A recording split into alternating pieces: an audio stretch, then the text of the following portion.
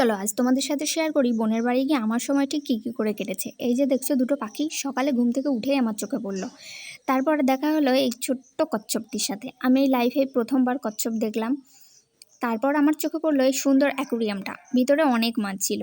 দুপুরে আমি, বোন আর জিজু তিনজন মিলে গেছিলাম খুব সুন্দর একটা ঝিলে। ওরা দুজন আগে নেমেছিল, তার কারণ ওরা সাঁতার কাটবে, বাট আমি তো সাঁতার কাটতে পারি না, তাই আমি পরেই নেমেছিলাম। জলটা ছিল ভীষণ ভালো। দেখো কচুরিপানাগুলি আগে ছিল অনেক দূরে, বাট আমি যখনই নামলাম সবগুলো আমার কাছে চলে আসলো। তারপর বাড়ি চলে গেলাম।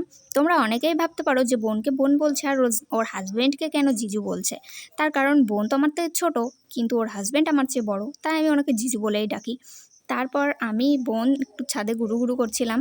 বিকেলে ওই কচ্ছপটি নিয়ে একটু খেলা করছিলাম। জলের মধ্যে কত সুন্দর যাচ্ছিল, বাট আমি যখনই ধরছিলাম ওর হাত পা মাথা ও সবগুলোই ভিতরে ঢুকিয়ে নিচ্ছিল।